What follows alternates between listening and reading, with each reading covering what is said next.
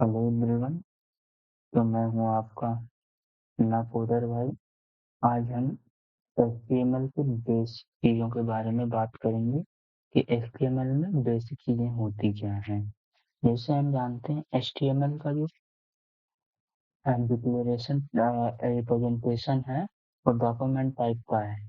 Declaration representation का मतलब क्या है कि जो एमिट एब्रीविएशन का हम यूज करते हैं, एमिट एब्रीविएशन का ये जो जॉब टाइप है ये क्या बताता है, ये यही बताता है हमको कि इसका इसका जो बेसिक सा काम होता है ये होता है, ये हमारे डॉक्यूमेंट को डिक्लेयर करता है कि हमको कैसे वर्क करना है।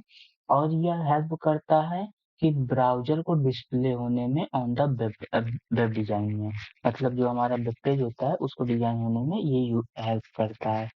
इसके बाद ये केस सेंसिटिव नहीं होता है, ये केस सेंसिटिव नहीं होता है इसमें। और ये ये भी डिक्लेयर करता है कि हमारा कौन सा है, HTML5 वर्जन है। उसके बाद हम अब बात करेंगे कि जो बेसिक बातें होती हैं HTML में, HTML हेडिंग के बारे में। तो हेडिंग क्या होती है, बेसिकली HTML में H1 टू H6 हेडिंग होती है, हेडिंग टैग होती है, मतलब इसमें 6 हेडिंग होती हैं। H1 को मोस्ट इम्पोर्टेंट हेडिंग बताया जाता है, H6 को लीस्ट इम्पोर्टेंट हेडिंग बताया जाता है। यहाँ पे हम देखते हैं जैसे कि यहाँ पे लिख देते हैं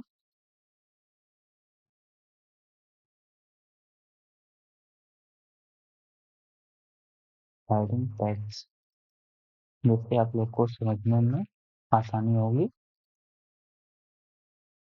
हम एक कमेंट कमेंट कर दिए हैं, तो ये हमारे कोड में नहीं आएगा। उसके बाद हम देखते हैं, मान लीजिए हम एचकम टैग का यूज करते हैं, तो ये क्या होगी, this is most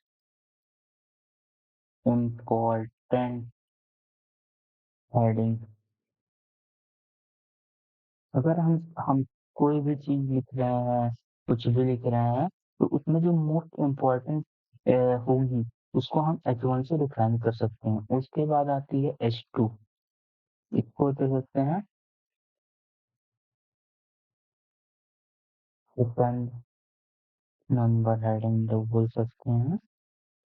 first number H1 को हम फर्स्ट नंबर बोल सकते हैं, H2 को, फिर एच थ्री को कर सकते हैं थर्ड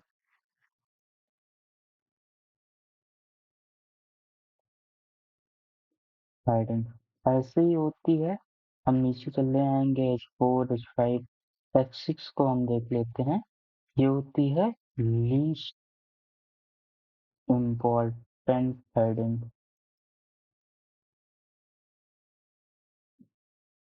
हेडिंग जो H6 होती है हमारी लीस्ट इम्पोर्टेंट हेडिंग होती है। उसके बाद हम बात करते हैं, ये तो हो गए हमारे हेडिंग टैग्स के बारे में बात की total. H1 H2 H3 H4 H5 H6 हमारे 6 टाइप के होते हैं हेडिंग टैग, और जिनका हम यूज करके अपने हेडिंग को वो डिफाइन कर सकते हैं, जिसमें H1 मोस्ट इम्पोर्टेंट होता है, H6 लीस्ट इम्पोर्टेंट होता है। उसके बाद हम बात करते हैं पैराग्राफ टैग के बारे में। पैराग्राफ टैग को हम कैसे पैराग्राफ टैग को हम लोग कैसे डिफाइन कर सकते हैं। तो पैराग्राफ टैग को डिफाइन करने के लिए हम नॉर्मल हम भी यहाँ पे देखेंगे तो हमारा VS कोड हमको ऑलरेडी बता देता है कि पैराग्राफ टैग का यूज करना है। यहाँ पे पैराग्राफ हमारा ओपन हुआ, यहाँ पे क्लोज हुआ, तो दिस इज पैराग्राफ।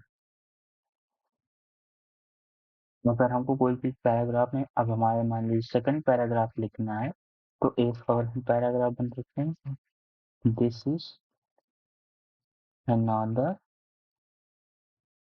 पैराग्राफ।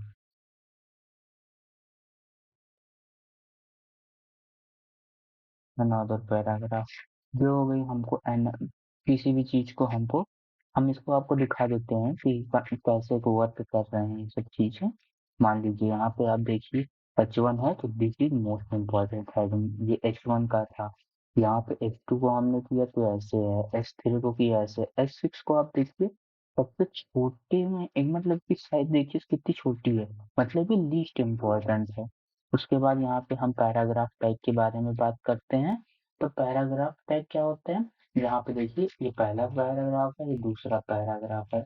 अगर इन इन दोनों को हमको डिवाइड करना है तो यहाँ पे हम एचआर टैग का भी यूज कर सकते हैं, जो कि एक दोनों के बीच में डिवीजन आ जाएगा कि इसके ऊपर वाला था हेड हेडिंग टैग, इसके नीचे वाला पैराग्राफ टैग। उसके बाद हम बात करते हैं लिंक टैग की, कि एचटीएमएल में हम लोग लिंक टैग का यूज कैसे करते हैं। हम हमको किसी भी चीज को कैसे हम उसको लिंक करेंगे हम, तो उसके लिए हम